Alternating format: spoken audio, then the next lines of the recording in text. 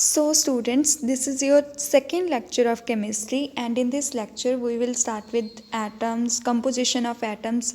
हमने last lecture में क्या किया था? हमने किया था केमिस्ट्री की डेफिनेशन की थी first of all, and then हमने मैटर्स के बारे में डिस्कशन की थी कि मैटर्स क्या होते हैं. मैटर्स क्या होते हैं? जिनकी जो जगह कवर करते हैं, जिनको अपने लिए कुछ ना कुछ जगह चाहिए होती है एंड जिसका कुछ ना कुछ मास होता है, जिसका कुछ ना कुछ वेट होता है, उसको हम क्या बोलते हैं? मैटर. देन हमने किया था क्लासिफिकेशन ऑफ मैटर. हमने मैटर को दो टाइप्स में क्लासीफाई किया था. एक तो उसकी फ़िज़िकल क्लासिफिकेशन की थी और एक उसकी केमिकल क्लासिफिकेशन. फ़िज़िकल क्लासिफिकेशन के लिए हमने क्या देखा था कि उसकी फ़िज़िकल अपीयरेंस कैसी है, मतलब वो दिखता कैसा है, उसका साइज़ कैसा है, ये सब देखा था. केमिकल क्लासिफिकेशन का मतलब होता है कि वो किससे मिलकर बना है. तो फिज़िकल क्लासिफिकेशन में मैटर की 3 टाइप्स थी, solid, liquid and gaseous. And chemical classification में मैटर की केमिकल क्लासिफिकेशन में हमारे पास 2 टाइप्स के सब्सटेंसेस है, एक तो प्योर सब्सटेंसेस एंड एक मिक्सचर. ठीक है, तो अब हमने किया था कि सॉलिड, लिक्विड एंड गैशियस क्या होती हैं. सॉलिड क्या होते हैं? जिसका एक डेफिनेट साइज़ भी होता है, वो जगह भी कवर करता है. जैसे हो गया आइस ले सकते हो आप, टेबल ले सकते हो, चेयर ले सकते हो. इन सभी के एक डेफिनेट शेप और साइज़ भी है और ये जगह भी कवर करते हैं. और अगर हम बात करें लिक्विड की, इनका कोई साइज़ नहीं होता है लेकिन ये जगह ज़रूर कवर करती है. जैसे आप देख सकते हैं कि वाटर का कोई साइज़ नहीं होता, कोई शेप नहीं होती. उसको आप जिस बर्तन में डाल देते हो वो उसकी शेप ले लेता है. और बट ये जगह तो कवर करता है. जैसे आप देख सकते हो एक सिंगल ड्रॉप ऑफ वाटर भी जगह कवर करती है. ठीक है, नेक्स्ट अगर मैं बात करूँ गैशियस की, तो गैशियस की ना ही तो डेफिनेट साइज़ था और ना ही वो जगह कवर करते हैं. ठीक है, फिर हमने केमिकल क्लासिफिकेशन में प्योर सब्सटेंस एंड मिक्सचर के बारे में डिस्कशन की थी. प्योर सब्सटेंस में हमने किया था एलिमेंट्स एंड कंपाउंड क्या होते हैं. एलिमेंट क्या होते हैं? जो मतलब कि ना ही तो हम एलिमेंट्स को किसी से बना सकते हैं, दो या दो सब्सटेंसेस को मिक्स करके एलिमेंट को बना सकते हैं. वो एक इंडिविजुअल अपने आप में एक एलिमेंट होता है. मतलब ना ही तो हम उसको किसी और चीज़ों में तोड़ सकते हैं और ना ही किसी और चीज़ों से बना सकते हैं. जैसे कार्बन है, कार्बन को आप किसी और चीज़ों में नहीं तोड़ सकते, किन्हीं और सब्सटेंसेस में नहीं तोड़ सकते, और ना ही आप कार्बन को किन्हीं और सब्सटेंसेस को जोड़कर बना सकते हो. ठीक है, नेक्स्ट था हमारे पास कंपाउंड. कंपाउंड क्या होता है? कंपाउंड दो सब्सटेंसेस से मिलकर बनता है. जैसे अगर मैं बात करूं वाटर की, वाटर का फॉर्मूला क्या होता है? आपको सभी को मालूम होगा. वाटर का फॉर्मूला क्या होता है? H2O. तो किससे मिलकर बनता है ये? हाइड्रोजन प्लस ऑक्सीजन से, हाइड्रोजन एंड ऑक्सीजन से मिलकर बनता है. तो ये क्या है? कंपाउंड है जो दो या दो सब्सटेंसेस से ज़्यादा सब्सटेंसेस से मिलकर बनता है. ठीक है, और मैं एग्जांपल ले सकती हूँ NaCl की. NaCl कॉमन सॉल्ट का फॉर्मूला होता है. तो ये किससे मिलकर बना है? हमारे पास सोडियम एंड क्लोरीन से, Na एंड Cl से. Na क्या है हमारे पास? सोडियम, एंड Cl क्या है? क्लोरीन. फिर हमने किया था कंपाउंड की 2 टाइप्स होती है, inorganic compound and organic. Inorganic कौन से होते हैं? जो हमें रॉक्स एंड मिनरल से मिलते हैं. और ऑर्गेनिक क्या होते हैं? जो हमें प्लांट्स एंड एनिमल से मिलते हैं. ठीक है, फिर हमने मिक्सचर किया था. मिक्सचर क्या होता है कि बहुत सारे एलिमेंट्स और कंपाउंड्स के मिक्सचर को हम क्या बोलते हैं? मिक्सचर बोलते हैं. मतलब अगर हम बहुत सारे कंपाउंड और एलिमेंट्स को मिक्स कर दें तो जो चीज़ हमारे पास बनेगी वो क्या होगा? मिक्सचर. जैसे आप बोल सकते हो एयर. एयर किस चीज़ का मिक्सचर है? बहुत सारी गैसेस का मिक्सचर है. उसमें नाइट्रोजन आ जाती है, ऑक्सीजन आ जाती है, बहुत सारी गैसेस आ जाती है. ठीक है, फिर हमने मिक्सचर की टाइप्स भी की थी, homogeneous mixture and heterogeneous. Homogeneous mixture क्या होता है? जो मतलब कि अगर हम दो या दो सब्सटेंसेस को मिक्स कर रहे हैं तो वो पूरी तरह से मिक्स हो जाएं. अगर जैसे पानी में आप शक्कर घोल रहे हो, तो अगर वो पूरी तरह से मिक्स हो गई तो वो कौन सा मिक्सचर है? होमोजीनियस. और हेट्रोजीनियस क्या होता है, जो पूरी तरह से मिक्स नहीं हो पाता। जैसे अगर मैं बात करूँ पानी में ऑयल मिक्स करने की, तो अगर मैं पानी में ऑयल मिक्स कर रही हूँ तो वो पूरी तरह से मिक्स नहीं होंगे, आपको ऑयल अलग दिखेगा और पानी अलग दिखेगा, ठीक है। या फिर सैंड में अगर आप शक्कर मिला रहे हो, मतलब रेत में शक्कर, तो मिक्स ही नहीं होंगे, शक्कर अलग दिखेगी आपको और रेत अलग दिखेगी, ठीक है। ये था मेरा पिछले लेक्चर का रीकैप किया था हमने कि पिछले लेक्चर में हमने क्या किया था। अब हम करने जा रहे हैं आज वाले लेक्चर की डिस्कशन। हम किससे स्टार्ट करने जा रहे हैं, एटम से। तो एटम क्या होता है, अगर आपको मतलब कि उनकी डिटेल करनी है, मतलब एलिमेंट्स कंपाउंड, अगर आपने पिछला लेक्चर नहीं देखा तो आप देख सकते हो। हाँ, तो एटम क्या होता है, एटम एलिमेंट्स का एक स्मॉलेस्ट पार्ट होता है। जैसे कोई भी एलिमेंट की अगर हम बात करें, जैसे आयरन की बात करूं, अगर मैं कार्बन की बात करूं, अगर मैं ऑक्सीजन की बात करूं, तो वो बहुत छोटे छोटे एटम से मिलकर बनता है, ठीक है। कोई भी एलिमेंट बहुत छोटे छोटे एटम से मिलकर बनता है। उस एटम को वो इतना छोटा होता है कि हम उसे माइक्रोस्कोप की हेल्प से भी नहीं देख सकते, ठीक है। जैसे अगर आप बात करो टेबल की, पर्स की, या फिर कोई भी चीज़, वो बहुत छोटे छोटे एटम से मिलकर बनता है, जिसको हम माइक्रोस्कोप की हेल्प से भी नहीं देख सकते, इतना छोटा होता है। तो एटम क्या होता है, बहुत छोटा पार्टिकल, किसका, किसी भी एलिमेंट का बहुत छोटा पार्टिकल, स्मॉलेस्ट पार्टिकल, ठीक है, उसको क्या बोलते हैं हम, एटम। नेक्स्ट अगर मैं बात करूँ कंपोजिशन ऑफ एटम की, कंपोजिशन ऑफ एटम क्या होता है, एटम किससे मिलकर बनता है, 3 पार्टिकल्स। कंपोजिशन का मतलब होता है कि बनतर, कि एटम की बनतर क्या है, वो किससे मिलकर बन रहा है, ठीक है। तो एटम किससे मिलकर बनता है, बेसिकली एटम 3 पार्टिकल से मिलकर बनता है, ठीक है। First is electron, proton and neutron, ठीक है। मतलब 3 पार्टिकल्स होते हैं इसमें, इलेक्ट्रॉन, प्रोटॉन एंड न्यूट्रॉन। पहले आप ये समझ लो कि ये होते क्या हैं, इलेक्ट्रॉन, प्रोटॉन एंड न्यूट्रॉन होते क्या हैं, ठीक है। इलेक्ट्रॉन क्या होता है, इसके ऊपर नेगेटिव चार्ज होता है। कौन सा चार्ज होता है, नेगेटिव। प्रोटॉन के ऊपर पॉजिटिव चार्ज होता है, और न्यूट्रॉन के ऊपर ये न्यूट्रल होता है, इसके ऊपर कोई भी चार्ज नहीं होता, ना ही तो पॉजिटिव ना ही नेगेटिव, न्यूट्रल होता है, ठीक है। अब अगर मैं बात करूँ एटम की शेप की, तो क्या होता है, बीच में एक न्यूक्लियस होता है, जैसे मैंने यहाँ पर लिखा है, देखो ये पॉजिटिव चार्ज लिखा हुआ है ना, ये क्या है, न्यूक्लियस।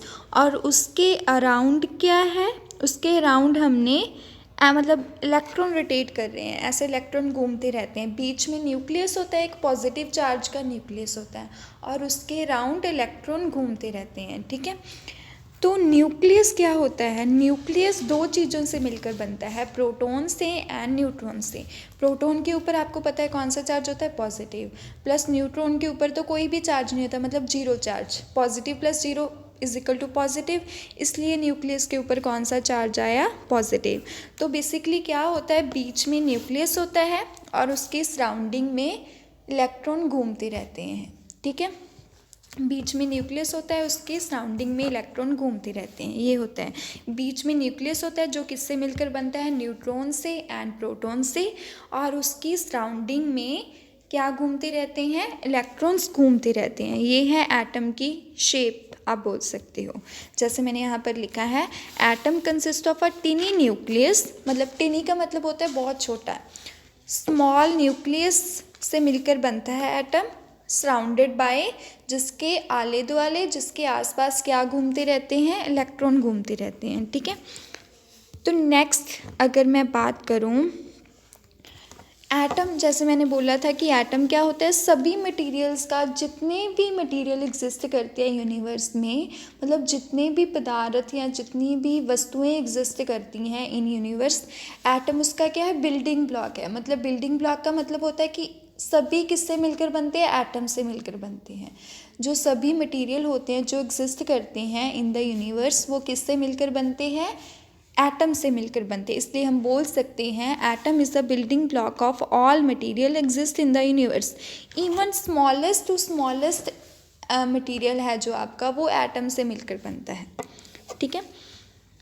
नेक्स्ट अगर मैं बात करूँ पीरियोडिक टेबल की, तो पीरियोडिक टेबल क्या होता है, जैसे मैंने बोला था कि हमारे पास 118 एलिमेंट्स हैं जो अभी तक साइंटिस्ट ने डिस्कवर किए, मतलब और भी होंगे लेकिन जिनकी अभी तक खोज हुई है वो कितने एलिमेंट्स है, टोटल 118 एलिमेंट्स है।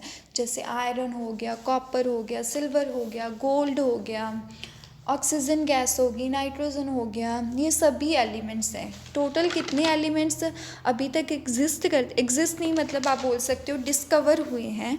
कितने एलिमेंट्स डिस्कवर हुए हैं, टोटल 118 एलिमेंट्स डिस्कवर हुए हैं अभी तक यूनिवर्स में, साइंटिस्ट ने मतलब डिस्कवर किए हैं। तो उन एलिमेंट्स को उन्होंने एक टेबल में अरेंज करके रखा हुआ है। उस टेबल को हम क्या बोलते हैं, पीरियोडिक टेबल, जिसमें सभी एलिमेंट्स को रखा हुआ है अरेंज करके, एक मतलब अच्छी तरह से अरेंज करके उन्होंने रखा हुआ है एक टेबल में। उस टेबल को आप क्या बोलते हो, पीरियोडिक टेबल। जैसे मैं आपको पिक्चर शो कर सकती हूँ, जैसे ये है, देखो कितने एलिमेंट्स है, टोटल 118 एलिमेंट्स हैं।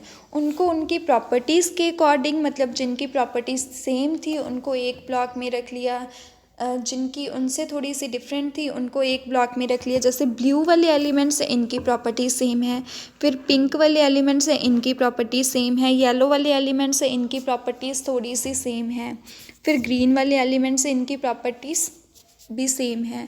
तो क्या है, जिनकी प्रॉपर्टीज़ सेम होती है उनको एक साइड में रख लेते हैं, मतलब ब्लॉक्स में ऐसे डिवाइड करके रखा हुआ है। तो टोटल हमारे पास 118 एलिमेंट्स हैं, उनको एक टेबल में अरेंज करके रखा हुआ है। उस टेबल को क्या बोलते हैं, पीरियोडिक टेबल। जैसे देखो यहाँ पर हाइड्रोजन है फर्स्ट एलिमेंट, सेकेंड हमारे पास है हीलियम, देखो यहाँ पर हाइड्रोजन है, फिर है हमारे पास हीलियम है, फिर है हमारे पास lithium, beryllium, boron, carbon, nitrogen, oxygen, fluorine, neon, sodium, magnesium, aluminium. ऐसे हमारे पास 118 एलिमेंट्स है जिनको एक टेबल में अरेंज करके रखा हुआ है। उस टेबल को हम क्या बोलते हैं, पीरियोडिक टेबल। ठीक है, तो नेक्स्ट अगर मैं बात करूँ, हाँ, तो पीरियोडिक टेबल बोलते हैं उसको। तो एटम को हम कैसे लिखते हैं, किसी भी एटम को आपने लिखना है, जैसे एक्स एटम को लिखना है, मतलब एक्स किसी भी एटम का नाम ले लिया आपने।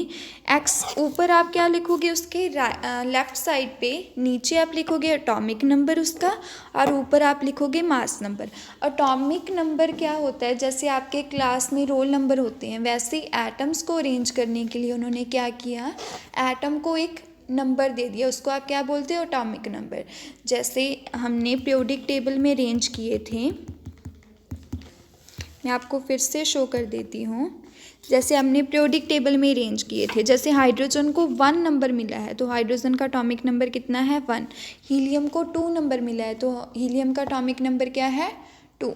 तो जैसे आपको क्लास में रिकॉल करने के लिए आपको रोल नंबर दिए जाते हैं, वैसे ही पीरियोडिक टेबल में एटम्स को क्या दिए गए हैं, एटॉमिक नंबर। उनका एक नंबर दिया गया है जिसको आप क्या बोलते हो, एटॉमिक नंबर। ये आपको सभी को एटॉमिक नंबर लर्न करने पड़ेंगे कि हाइड्रोजन का एटॉमिक नंबर क्या है, हीलियम का एटॉमिक नंबर क्या है, लिथियम का एटॉमिक नंबर क्या है, बेरिलियम का एटॉमिक नंबर क्या है, बोरोन का एटॉमिक नंबर क्या है।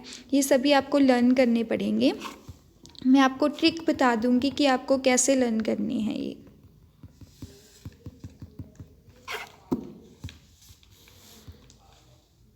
हाँ, तो आप कैसे लिखते हो किसी भी एटम को, जैसे हमारे पास है एक्स एटम है, आप नीचे लेफ़्ट साइड पर नीचे उसका एटॉमिक नंबर लिखोगे, और उसी साइड पर लेफ़्ट साइड पर ऊपर आप क्या लिखोगे, मास नंबर। जैसे यहाँ पर मैंने लिखा है, जैसे आपने कार्बन का लिखना है, कार्बन का एटॉमिक नंबर होता है 6, तो लेफ़्ट साइड पे नीचे क्या लिखा हुआ है, 6, और उसके बिल्कुल ऊपर क्या लिखोगे आप,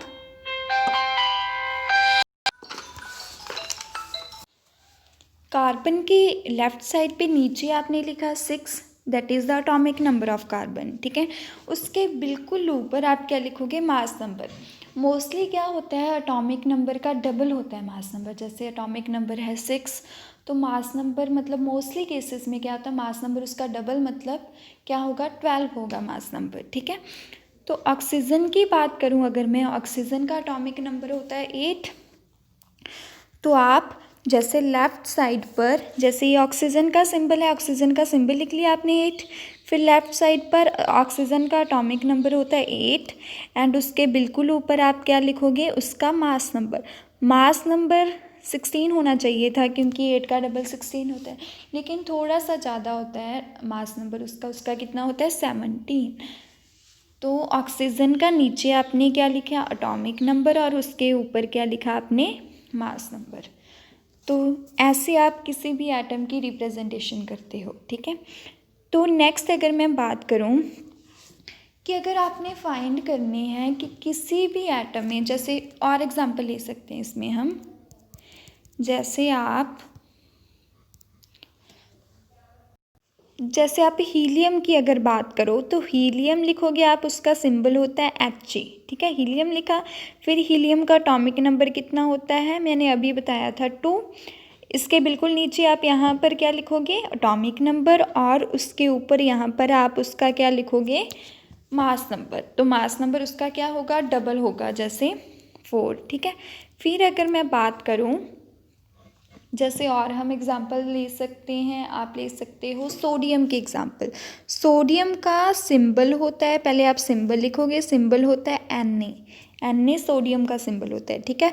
यहाँ पर आप लिखोगे उसका एटॉमिक नंबर, सोडियम का एटॉमिक नंबर होता है 11, और यहाँ पर आप लिखोगे उसका मास नंबर, उसका मास नंबर होता है 23। मतलब near about double two the atomic number 22 है, मतलब उसके नियर अबाउट है थोड़ा सा 23। तो ऐसे आप किसी भी एटम की रिप्रेजेंटेशन करते हो, ठीक है।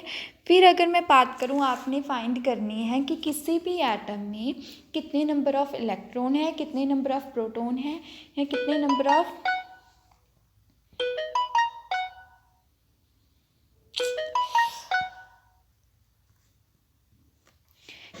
ऑफ इलेक्ट्रॉन है, कितने नंबर ऑफ प्रोटॉन है, या फिर कितने नंबर ऑफ न्यूट्रॉन है। तो आप कैसे काउंट करोगे, कैसे आप फाइंड करोगे, जैसे हमारे पास क्या है, ऑक्सीजन है, ठीक है।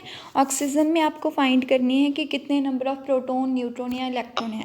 तो आप कैसे फाइंड करोगे, एटॉमिक नंबर जो होता है, मतलब जितना उसका एटॉमिक नंबर होगा किसी भी एटम का, उतने ही उसके पास इलेक्ट्रॉन होंगे एंड उतने ही उसके पास प्रोटॉन होंगे। जितना उसका क्या होगा एटॉमिक नंबर, उतने ही उसके पास इलेक्ट्रॉन होंगे एंड उतने ही उसके पास प्रोटॉन होंगे, ठीक है। और न्यूट्रॉन कैसे फाइंड करोगे आप, mass number minus atomic number, या तो आप ऐसे फाइंड कर सकते हो mass number minus number of neutrons protons, या आप ऐसे फाइंड कर सकते हो mass number minus atomic number. आपके पास प्रोटॉन एंड इलेक्ट्रॉन कैसे निकालोगे आप, वो किसके इक्वल होंगे, एटॉमिक नंबर के। एंड अगर आपने निकालने हैं न्यूट्रॉन्स, नंबर ऑफ न्यूट्रॉन्स, वो आप कैसे निकालोगे, mass number minus atomic number, ठीक है। फिर आपने मतलब जैसे ऑक्सीजन के लिए निकालना है आपने कि ऑक्सीजन के पास कितने प्रोटॉन एंड न्यूट्रॉन है, तो आप कैसे निकालोगे। ऑक्सीजन का एटॉमिक नंबर मैंने बोला था कि लेफ़्ट साइड पे जो नीचे होता है वो क्या होता है, एटॉमिक नंबर। जैसे ये लिखा हुआ है ना कि ऑक्सीजन, यहाँ पर 8 लिखा हुआ है और यहाँ पर 17, तो ये क्या होगा आपका एटॉमिक नंबर, ये क्या होगा एटॉमिक नंबर, ठीक है। और ये क्या होगा आपका मास नंबर, ठीक है। तो क्या है मेरे पास, ऑक्सीजन का एटॉमिक नंबर कितना दिया हुआ है मुझे 8, और मास नंबर कितना दिया हुआ है 17। तो जितना उसका एटॉमिक नंबर होगा उतने ही उसके पास इलेक्ट्रॉन होंगे और उतने ही उसके पास प्रोटॉन होंगे। मतलब अगर इसका एटॉमिक नंबर 8 है तो इसके पास कितने number of electron and proton होंगे, 8 ही प्रोटॉन होंगे उसके पास और 8 ही इलेक्ट्रॉन होंगे। फिर अगर मुझे मास नंबर कितना दिया हुआ है 17, अगर मुझे फाइंड करना है कि न्यूट्रॉन कैसे हैं, कितने हैं, तो मैं कैसे फाइंड करूँगी, mass number minus atomic number. Mass number कितना है 17 माइनस एटॉमिक नंबर कितना है 8, तो 17 माइनस 8, ऐसे भी आप काउंट कर सकते हो। Mass number is equal to number of proton plus number of neutron होता है। मास नंबर जो होता है वो किसका सम होता है, number of proton plus number of neutron का, ठीक है। तो आप मास नंबर कितना दिया हुआ है 17, प्रोटॉन कितने दिए हुए हैं 8 एंड नंबर ऑफ़ न्यूट्रॉन आपको काउंट करने हैं। 8 यहाँ पर ऐड हो रहा है, दूसरी साइड जाकर क्या हो जाएगा माइनस, तो नंबर ऑफ़ न्यूट्रॉन कैसे आ जाएंगे 9। ठीक है, आप ये वाला फॉर्मूला अप्लाई करके भी कर सकते हो। Mass number is equal to number of proton plus number of neutron होते हैं। तो मास नंबर की जगह पर आपने 17 पुट कर दिया, नंबर ऑफ़ प्रोटॉन की जगह पर आपने 8 पुट कर दिया, नंबर ऑफ़ न्यूट्रॉन आपको फाइंड करने हैं। तो 8 यहाँ पर क्या हो रहा है, अब ऐड हो रहा है, दूसरी साइड जाकर क्या हो जाएगा माइनस हो जाएगा, तो आपके नंबर ऑफ़ न्यूट्रॉन निकल आएंगे। आप इसके लिए जैसे आप ऐसे भी आप डायरेक्ट भी फाइंड कर सकते हो कि नंबर ऑफ़ न्यूट्रॉन क्या होते हैं, mass number minus atomic number, मतलब 17 माइनस 8 दैट इज़ 9। फिर अगर आपने फाइंड करने हैं proton and neutron for carbon and hydrogen, तो आप कैसे करोगे, कार्बन एंड हाइड्रोजन के लिए करने हैं तो आप कैसे करोगे।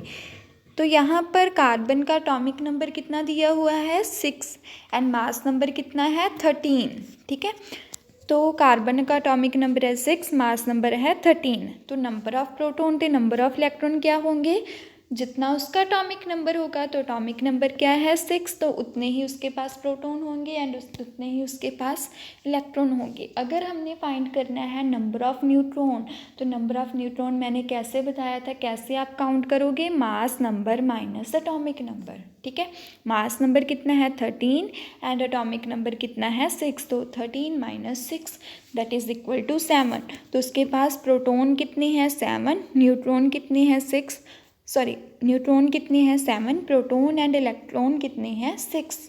ठीक है, तो ऐसे आप काउंट कर सकते हो। अब आपने खुद निकालना है, हाइड्रोजन के लिए आप खुद निकालोगे कि कितने प्रोटॉन हैं, कितने इलेक्ट्रॉन हैं एंड कितने न्यूट्रॉन हैं, ये आप काउंट खुद निकाल कर मुझे व्हाट्सएप पर पिक सेंड कर देना। ठीक है,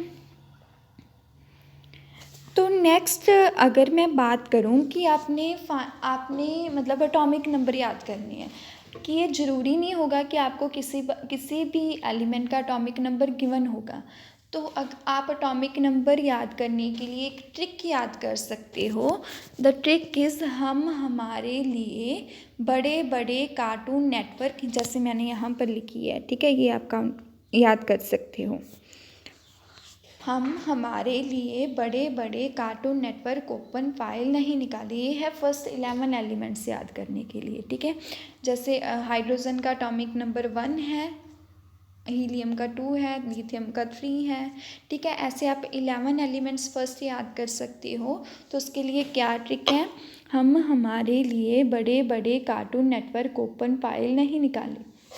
फर्स्ट हमसे क्या होगा, हाइड्रोजन, हमारे हीलियम, लिए लिथियम, बड़े ब्रिलियम, फिर बड़े आ जाएगा उसमें क्या आ जाएगा बोरोन, देन कार्बन, कार्टून पे carbon, network nitrogen, open oxygen, file fluorine नहीं, नियोन, देन निकाले क्योंकि इसका सोडियम आएगा, क्योंकि निकाले मतलब एन है। ठीक है, तो सोडियम का सिंबल होता है Na, आपको सिंबल्स भी याद करने पड़ेंगे। ठीक है, साथ में बाकी सबका सिंबल उसके अकॉर्डिंग है, जैसे हाइड्रोजन का first letter of hydrogen that is H, तो हाइड्रोजन का सिंबल क्या है H, हीलियम का है He, first 2 letters of helium. ठीक है, देन लिथियम का Li, ब्रिलियम का Be, बट क्या है सोडियम में आपको याद करना पड़ेगा, सोडियम का सिंबल क्या है Na। ठीक है, तो हम हमारे लिए बड़े बड़े कार्टून नेटवर्क ओपन फाइल नहीं निकाले।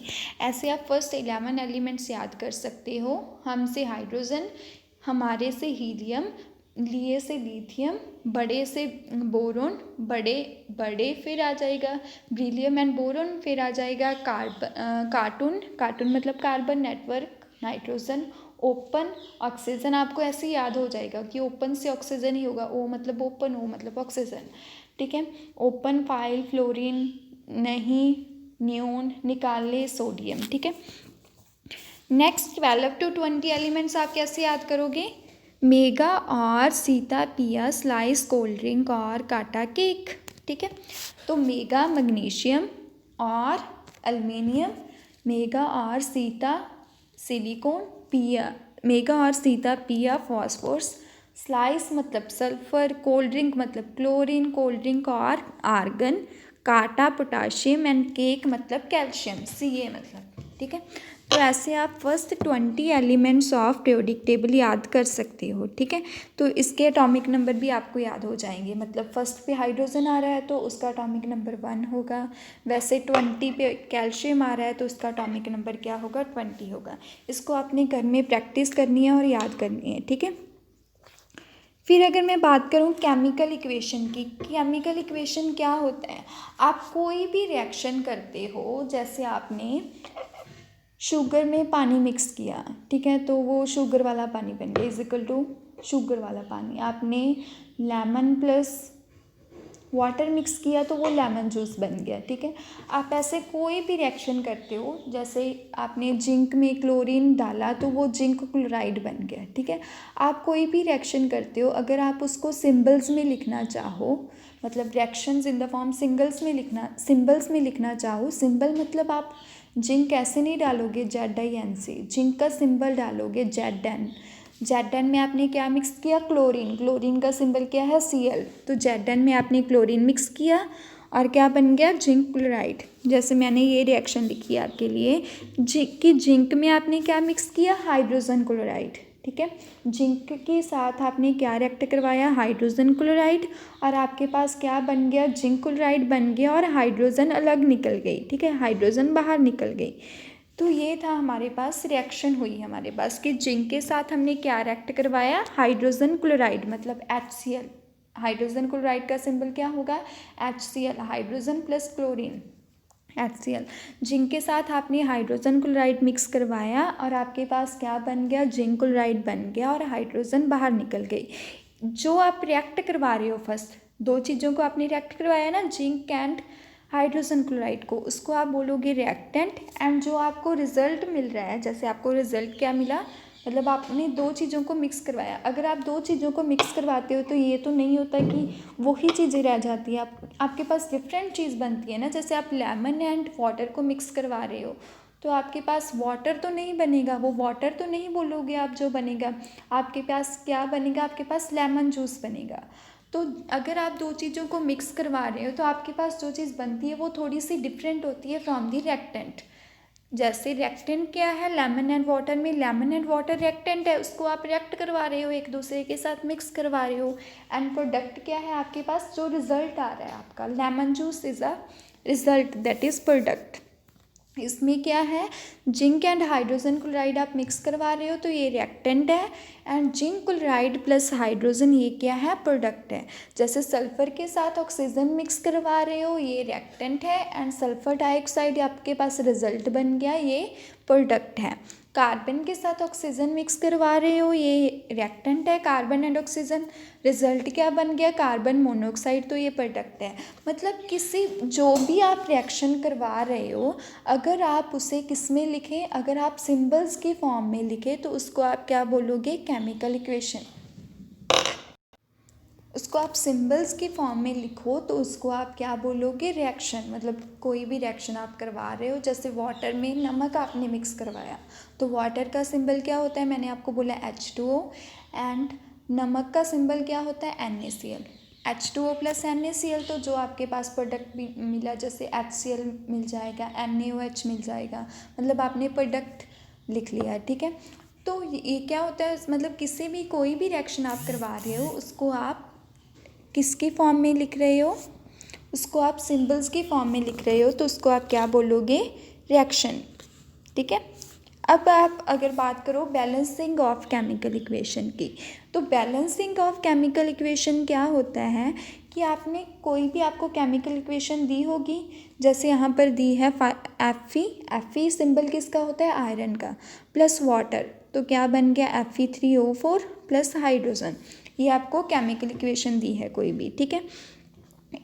तो इसको आपने क्या करना है, इसको आपने बैलेंस करना है। बैलेंस का मतलब क्या है कि अगर मेरे पास Fe आयरन है ना, आयरन अगर मेरे पास लेफ़्ट साइड पे 1 है तो राइट साइड पे भी 1 होना चाहिए, अगर लेफ़्ट साइड पे 3 है तो राइट साइड पे भी 3 होना चाहिए, मतलब दोनों साइड्स पे इक्वल नंबर ऑफ़ एटम्स होने चाहिए, ठीक है। मतलब हमने अगर इक्वल नंबर ऑफ़ एटम्स बनाने हैं दोनों साइड्स में, जैसे यहाँ पर क्या है, राइट साइड पे अगर आप देखो तो कितने Fe है मेरे पास, Fe के नीचे क्या डाला हुआ है, 3, कितने Fe है, आयरन एटम्स कितने हैं 3, तो लेफ़्ट साइड पर भी 3 होने चाहिए, ठीक है। तो वो मैं कैसे करूँगी 3, मैं 3 के साथ मल्टीप्लाई कर दूँगी। 3 मतलब यहाँ पर आप पैर में नहीं डाल सकते, अगर आप मल्टीप्लाई कर रहे हो तो आप उसके आगे ही लिखोगे 3, ठीक है। क्या था, देखो आप देख सकते हो कि Fe क्या है, कितने Fe एटम्स है यहाँ पर 3 है ना, यहाँ पर 3 Fe है, तो यहाँ पर भी 3 होने चाहिए। तो मैं क्या करूँगी 3 के साथ मल्टीप्लाई कर दूँगी। अब क्या हुआ, लेफ़्ट साइड पे भी 3 है और राइट साइड पे भी 3 है, मतलब Fe क्या हो गया, बैलेंस हो गया, ठीक है। नेक्स्ट ऑक्सीजन को बैलेंस करना है। ऑक्सीजन अगर आप देखो तो लेफ़्ट साइड पे कितने हैं, 1 ऑक्सीजन एटम है, और राइट साइड पे कितने ऑक्सीजन एटम है, देखो ऑक्सीजन के पैर में क्या डाला हुआ है 4, तो टोटल कितने हैं 4 ऑक्सीजन एटम हैं। तो हमने लेफ़्ट साइड पे भी 4 करनी है। आप 4 कैसे करोगे, लेफ़्ट साइड पे आप 4 के साथ मल्टीप्लाई कर दोगे। तो अगर आप 4 के साथ मल्टीप्लाई कर रहे हो तो उसमें क्या है, हाइड्रोजन भी है, ऑक्सीजन के साथ हाइड्रोजन भी दिया हुआ है, तो हाइड्रोजन भी बढ़ रहे हैं। पहले हाइड्रोजन 2 ही थे हमारे पास, जैसे यहाँ पर 2 थे, फिर हमने 4 के साथ मल्टीप्लाई कर दिया। तो आप हाइड्रोजन को कैसे काउंट करोगे, 4 है और हाइड्रोजन के पैर में क्या डाला हुआ है 2, तो 4 2 या 8, तो कितने हाइड्रोजन एटम्स हैं हमारे पास, 8 हाइड्रोजन एटम्स हैं, ठीक है। 8 हाइड्रोजन एटम्स बन गए अब हमारे पास, ठीक है। तो क्या है कि ऑक्सीजन बैलेंस हो गया। सेकेंड रिएक्शन में इसमें क्या है, ऑक्सीजन बैलेंस हो गया। लेफ़्ट साइड पे कितनी ऑक्सीजन है 4, क्योंकि 4 के साथ हमने मल्टीप्लाई कर दिया, और राइट साइड पे भी कितने हैं 4। थर्ड में अब क्या रह गया हमारे पास 3 एटम्स थे बेसिकली रिएक्शन में, एक तो Fe है, एक ऑक्सीजन है O है, और एक हाइड्रोजन है। अब Fe हमने फर्स्ट रिएक्शन में बैलेंस कर दिया कि 3 एटम्स हमारे पास राइट साइड पे थे, तो हमने 3 के साथ मल्टीप्लाई कर दिया, लेफ़्ट साइड पे भी 3 बन गए, ठीक है। फिर हमने क्या किया, ऑक्सीजन को बैलेंस कर दिया कि ऑक्सीजन हमारे पास 4 राइट साइड पे थे, और हमने 4 के साथ मल्टीप्लाई कर दिया, तो लेफ़्ट साइड पे भी 4 बन गए, ठीक है। फिर अगर मैं बात करूँ हाइड्रोजन की, तो हाइड्रोजन अब लेफ़्ट साइड पे कितने बन गए, अब 8 बन गए लेफ़्ट साइड पे, और राइट साइड पे कितने हैं, राइट साइड पे तो एक ही है। सेकेंड रिएक्शन में अगर आप देखो, इसमें लेफ़्ट साइड पे कितने हाइड्रोजन है 4 2 या 8, और राइट साइड पे कितने हैं, एक हाइड्रोजन है, जस्ट एक है ना हमारे पास। तो हम क्या करेंगे, राइट साइड पे 8 के साथ मल्टीप्लाई कर देंगे आप। तो आप क्या देख रहे हो कि Fe अगर आप बात करो तो 3 लेफ़्ट साइड पे है और 3 Fe राइट साइड पे है। हाइड्रोजन की अगर आप बात करो तो 4 2 या 8, लेफ़्ट साइड पे कितने हैं 4 2 या 8, ठीक है। और राइट साइड पे भी कितने हो गए 8 हैं, 8 के साथ हमने मल्टीप्लाई कर दिया था। ऑक्सीजन लेफ़्ट साइड पे कितने हैं 4, और राइट साइड पे भी कितने हैं 4। तो balancing of a chemical equation का मतलब क्या होता है कि आपको नंबर ऑफ एटम्स इक्वल करने हैं, लेफ़्ट साइड पे भी और राइट साइड पे, उसको आप क्या बोलोगे, balancing of a chemical equation. अगर नेक्स्ट मैं बात करूँ H2S + SO2 + S + H2O, आप देखो इसमें कौन कौन से एटम्स, एक तो हाइड्रोजन है और एक सल्फ़र है और एक ऑक्सीजन है। तो अगर मैं बात करूँ ऑक्सीजन की, तो ऑक्सीजन कितने हैं, लेफ़्ट साइड पे कितने ऑक्सीजन हैं, 2 ऑक्सीजन है ना। यहाँ पर देखो SO2 SO के पैर में क्या डाला हुआ है 2, तो लेफ़्ट साइड पे कितने ऑक्सीजन है 2, और राइट साइड पे कितने हैं जस्ट 1, H2O है, O के साथ कुछ नहीं, मतलब हाइड्रोजन है, 2 हाइड्रोजन है हमारे पास, लेकिन ऑक्सीजन कितनी है जस्ट 1 है। तो यहाँ पर क्या है 1 ऑक्सीजन है, और लेफ़्ट साइड पे कितने थे 2 ऑक्सीजन थे। तो राइट साइड में 2 बनाने के लिए हम क्या करेंगे, राइट साइड पे केवल एक ऑक्सीजन है ना, तो राइट साइड पे 2 बनाने के लिए हम क्या करेंगे 2 के साथ मल्टीप्लाई। तो हमने क्या किया 2 के साथ यहाँ पर मल्टीप्लाई कर दी, ठीक है। अब क्या हुआ, अब हमारे पास हाइड्रोजन की अगर मैं बात करूं तो लेफ़्ट साइड पे कितने हाइड्रोजन है, यहाँ पर देखो आप, लेफ़्ट साइड पे कितने हाइड्रोजन है 2, और राइट साइड पे कितने हैं 2 2 या 4, 2 के साथ 2 मल्टीप्लाई। अगर एक नीचे हो, मतलब जैसे यहाँ पर है हाइड्रोजन है, एक यहाँ पर है और एक ऐसे लगा हुआ है, तो इसका मतलब होता है 4 हाइड्रोजन है, 2 × 2 कितने हाइड्रोजन है 4 हाइड्रोजन है, ठीक है। तो यहाँ पर कितने हो गए 4 हाइड्रोजन, और यहाँ पर कितने हैं 2। 4 बनाने के लिए मैं क्या करूँगी 2 के साथ मल्टीप्लाई, तो 2H2S हो गया प्लस SO2 हो गया, किसके इक्वल आ गया, S+2H2O। तो हाइड्रोजन बैलेंस हो गया, 4 ही हाइड्रोजन राइट साइड पे है और 4 ही हाइड्रोजन लेफ्ट साइड पे है। नेक्स्ट सल्फ़र को अगर मैंने बैलेंस करना है तो सल्फ़र को मैं कैसे बैलेंस करूँगी। लेफ्ट साइड पर अब कितने सल्फ़र है, यहाँ पर देखो आप 2 आगे लगा हुआ है, जैसे यहाँ पर 2 लगा हुआ है, इसका मतलब क्या है, आपके पास 2 या 4 तो हाइड्रोजन है एंड सल्फ़र कितने हैं, 2 सल्फ़र है, इसका मतलब ये है, ठीक है, 2 सल्फ़र है एंड 4 हाइड्रोजन है, ठीक है। 2H2S का मतलब क्या होता है, 2 या 4 आपके पास हाइड्रोजन है एंड 2 सल्फ़र है, ठीक है। तो आपको लेफ़्ट साइड पे कितने सल्फ़र है, 2 सल्फ़र है प्लस एक ही वाला सल्फ़र रहा, 2 + 3 कितने सल्फ़र है, 3। और राइट साइड पे कितने हैं हमारे पास, 1 सल्फ़र है, तो मैं क्या करूँगी 3 के साथ मल्टीप्लाई। तो ऐसे आपने बैलेंस करना है कि इक्वल नंबर ऑफ़ एटम्स हो। अगर सल्फ़र यहाँ पर 3 है तो लेफ़्ट साइड पे भी 3 होने चाहिए और राइट साइड पे भी 3। अगर हमारे पास हाइड्रोजन 4 है तो लेफ़्ट साइड पे भी 4 होने चाहिए और राइट साइड भी में भी, मतलब इक्वल नंबर ऑफ़ एटम्स होने चाहिए। तो ये था balancing of a chemical equation. अगर आपको किसी भी इक्वेशन में कोई भी प्रॉब्लम है तो आप पूछ सकते हो इन अ डाउट क्लास।